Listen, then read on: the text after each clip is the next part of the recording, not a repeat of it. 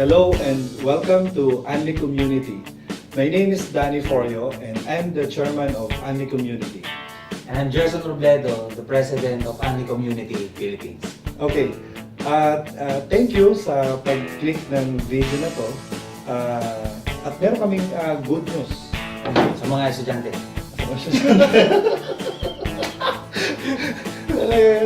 Galing na ano ah. Okay, so kung bakit kami excited ngayon, sa totoo lang, sobrang na-excite akong itong topic na to. Yes. Dahil kasi maaalala ko na naman kung Pinagdaanan. yung pinagdaanan natin. Pinagdaanan natin Bilang estudyante. bilang estudyante. Okay. So, seryoso, meron kami talagang good news para sa mga estudyante. So, kung ikaw yung estudyante nanonood ngayon, hindi masasayang ang oras mo.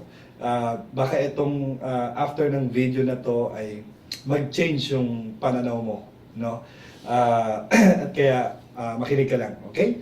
So sa mga parents naman ay syempre matutuwa kayo rito sa usapan namin. Yes, of course. Okay. Oo. So anyway, kung meron po kaming meron po kaming dahilan kung bakit nagkaroon kami ng interest sa mga estudyante. Di ba? Kasi wala ka bang napapansin? Sa tingin mo, sa dinami-dami ng taon at marami nang nag-graduate, anong nakita mo sa mga estudyante? Marami pa din ang walang trabaho after graduation. Hanggang ngayon. Until now. Siguro yung mga 1995 pa na nag-graduate, 1996, 1997. Actually, yan yung isa sa nagiging common problem ngayon. Sa tingin mo, wala pa rin silang trabaho? Actually, Karamihan sa kanila? karamihan sa kanila. Karamihan Okay. sa Kaya kanila. nga, ano nangyari, parang sa akin, sa experience ko din. Kaya nung nag-aaral ako, is nag-desisyon ako na maging negosyante rin agad. Kasi siyempre nakita ko yung pagka-graduate ko, anong mangyayari, anong next. Kasi tatlong kapatid ko nakatapos, after nila, walang trabaho din. Walang trabaho. Yes. Oo. Okay. So, ang ending, nag-ibang bansa. Okay. Ako naman, nung nag-aaral ako, ang problema ko, hindi ko talaga alam kung ano yung tamang way ng yung pag-aaral. Alam mo, dati, kinakabisado ko yung word by word. Akala ko, mape-perfect ko yung exam, magkabisado ko yung word by word. Pero pag nasa exam na, nakakalimutan ko na rin.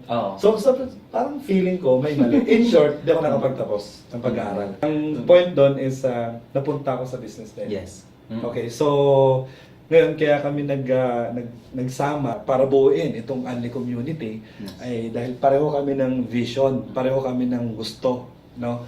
So, yun ang purpose. Nagkaroon kami ng advocacy sa mga estudyante kasi kailangan solusyonan itong napakalaking demands. Yes. Ito Actually, yung isa rin niya sa problema. problema, no? Na kailangan talagang solusyonan. Yes. Na mayroong magkaroon ng initiative na gumawa ng solusyon. So, ito lang, ikaklaro lang namin kung ano yung advocacy namin, okay, para sa mga estudyante. So, Mr. President, Yes. sabihin mo kung ano yung advocacy natin. Yes. Isa sa advocacy natin is turuan yung mga estudyante na maging successful bilang online entrepreneur. Yes. Okay, bakit online entrepreneur? Alam mo kung bakit, Mr. President? Oo. Kasi, yan yung panahon ngayon. Yes, correct. Yan na talaga. Yes. Internet na talaga. Yes. Alam Yan yung mga ginagawa na talaga ngayon ng mga estudyante. Kaya lang, hindi nila alam na pwede pala silang magkaroon ng earnings using the power of internet. yun lang. At dahil hindi pa nila alam, dahil wala pa nagtuturo sa kanila. Correct. Walang nagbibigay ng tamang information. Correct. Ang alam lang nila, alam mo kung ano? Mag-research. Ano pa yung iba? Pinakasikat. Facebook! Yes, of course, Facebook. Okay. Ikwento mo lang kung ano yung ginagawa. Yun yung first step na ginagawa natin. So, ang una, ginagawa natin is nagbibigay talaga tayo ng mga helpful information. Kagaya ng pagbibigay ng mga pre-seminar sa mga school. Okay. So, yan yung pinaka-ginagawa talaga natin first step. Yes, at ang topic namin doon ay about internet marketing. Yes, the At internet marketing. Yeah, kung paano maging effective, no, gamit ang tamang strategy, Yes. no, sa online.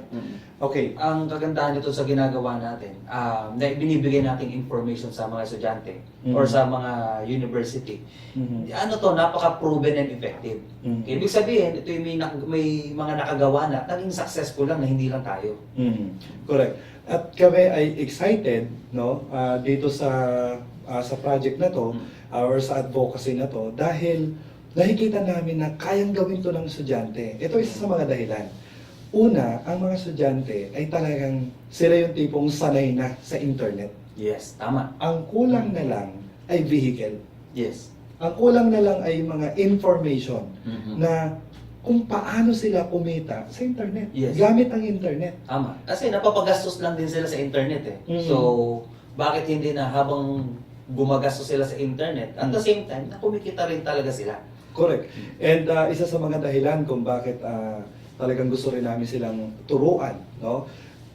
Ito lang isa sa mga nakita namin at na-research Yes. namin na ngayong 2015 ay 40% ng population ng buong mundo ay marunong gumamit ng internet. Correct. At laging nasa internet. Yes. Kahit si lola ko, marunong gumamit ng internet. Oh, totoo yan. At internet na rin. Pagdating ng 2019, 80% ng population ng buong mundo ay Is- gagamit ng internet. Internet. Correct. At lagi silang sa internet. Correct. So, ang point is, kung ang negosyo mo ay wala sa internet, saan ka pupulutin? Mahirapan ka. Okay, mahirapan ka. And number one, pag wala ka sa internet, is mapapagastos ka ng malaki. Mhm. Especially sa advertising. Oh, correct. So, internet ay pinakamurang advertisement kung gusto mo mag-advertisement. Ang alam lang natin ay sa TV, sa radyo. So, mahal yan. Nagkataon lang yan, pang mayaman talaga Correct. yan. Kaya pag mag-uumpisa ka sa negosyo, okay, tapos yan ang gagamitin mo na strategy, medyo mauubusan ka talaga. Eh, paano kung estudyante ka, mahirapan ka. Correct. At hindi mo magagawa yun. Correct. Kaya kami ay talagang excited sa magiging resulta nito. So, ano yung unang eskwelahan na sinimulan mo na gawin tong itong advocacy? Ang una sa nag-invite sa atin is ang sa Laguna, kaya ito nga ay yung San Pedro College of Business Administration. Ang coordinator natin dito ay walang iba kundi si Cedric. Cedric Lloyd, Yeah. no? Isa sa mga leader din ng Anli community sa Laguna. Yes. Okay? So, sumunod yan is Quezon. Quezon na. Okay, dumako na tayo ng Quezon. So, ang naging unang nag-invite naman sa atin dyan, may isang Inverga University. At ang coordinator natin ay si Tintin Nakar. Christine Nakar. Christine Yes, Nakar, Christine no? Nakar. Tapos, ang natuwa ako sa Inverga, no? Bali actually, ang mga uma-attend lang sa amin ay mga graduating student. Yes, graduating student. Tapos, ito yung mga marketing Yes. ang course po ito. Okay? Because marketing at saka ito po yung mga graduating student. Tama, inulit mo lang, di ba? Ay, inulit ko lang ba? Okay.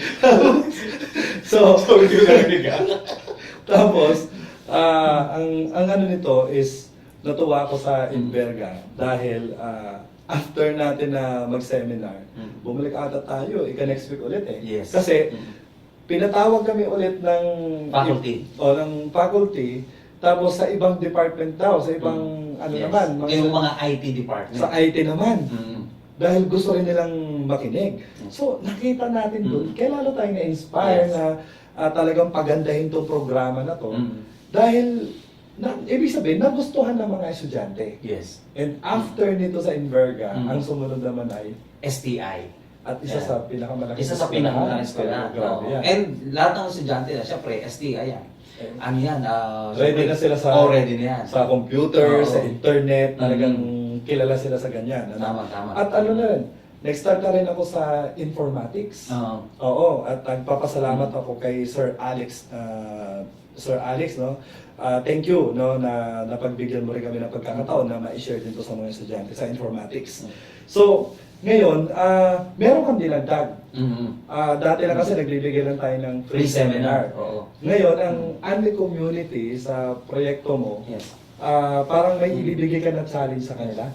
Ang ginawa natin dito, ginawa natin medyo exciting. Okay. So, naglagay tayo ng simpleng competition. May opportunity dito tayong ibibigay. Okay. Okay, so bukod doon sa free seminar niya, nagbibigay din tayo kasi ng free website na magagamit nila at madadagdagan pa yung kaalaman nila dito. Pero bukod doon, So, ang first step ay ang mga estudyante magkakaroon ng free website. yes, free website. So, free website na yun, ang laman doon ay mga training na about internet marketing. Yes. Tama? Tama. Ano yung second step doon?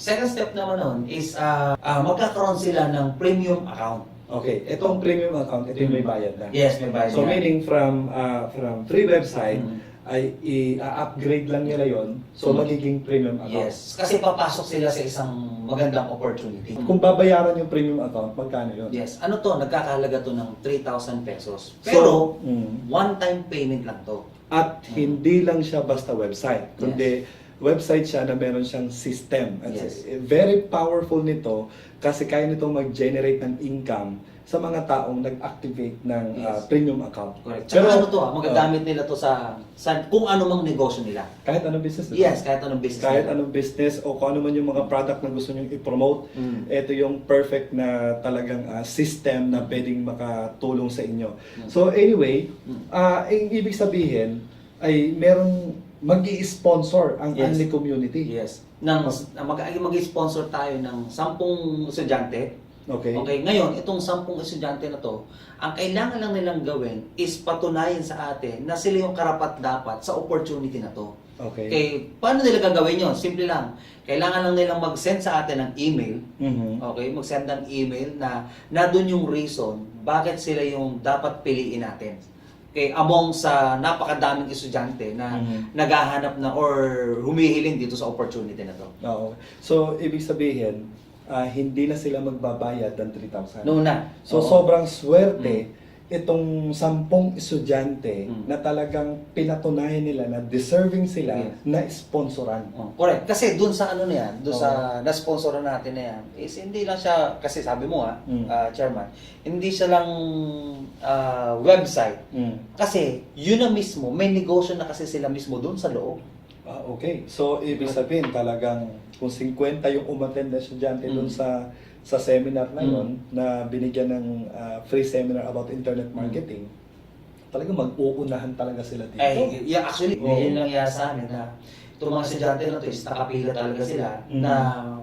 na para magkaroon nito at ma-deserve nila yung premium account natin. So paglalaban talaga. Maglalaban talaga nila kasi natuto na sila doon sa free seminar na binigay natin o doon sa mga helpful tips or information na binigay natin sa kanila. So siyempre, ang kailangan naman nila is mayroong mapaggamitan nun. Okay. Kaya definitely yung mga magulang din itong mga estudyante na to is sobra silang matutuwa. Okay.